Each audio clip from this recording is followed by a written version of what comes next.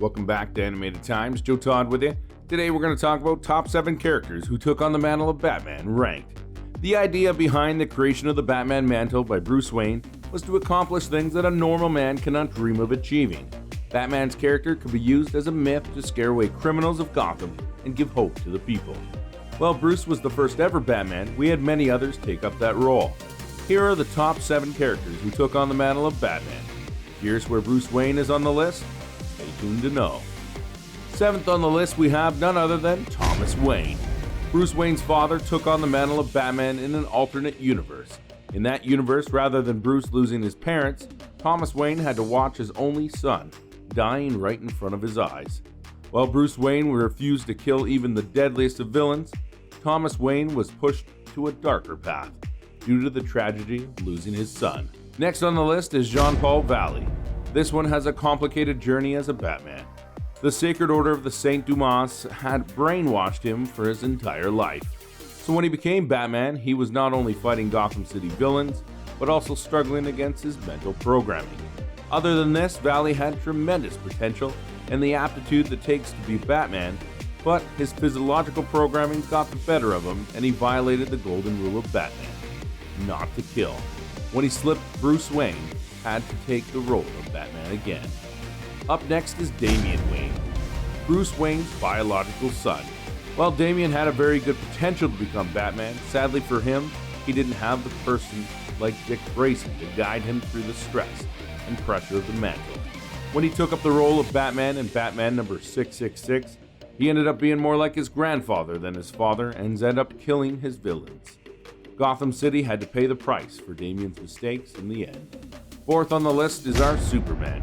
Yes, you heard it right. While it was usual practice that Batman's protégés and greatest partner took the mantle of Batman, many of them seem not so capable of handling the pressure that comes with it. We saw many of them simply couldn't keep themselves from betraying the ideologies of the original Batman. But Clark Kent is not any protégé or just another guy.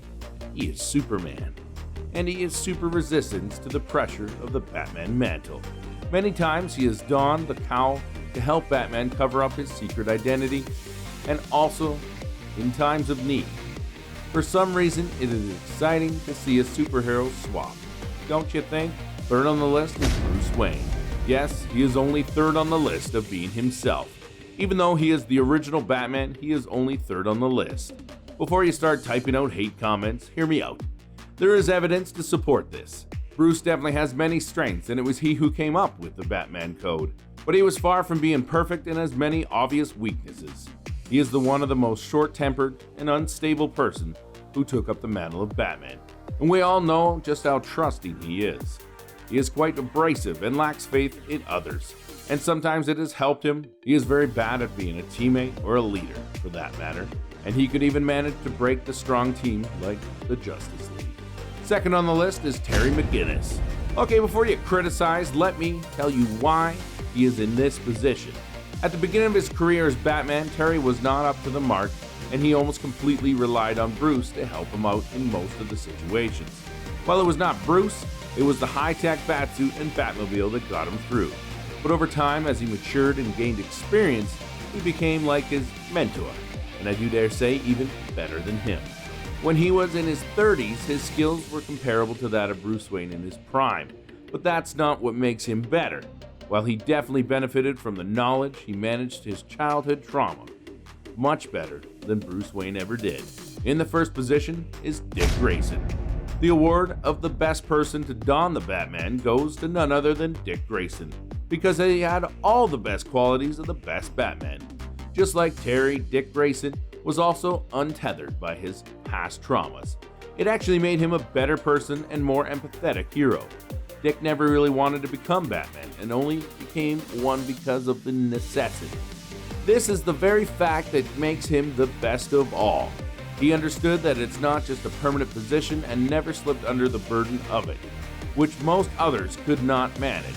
And he didn't need Bruce at his back and call all the time to get out of the situation. That makes him beat Terry hands down. Let us know in the comments below, smash that like button, don't forget to subscribe for more awesome content from Animated Times.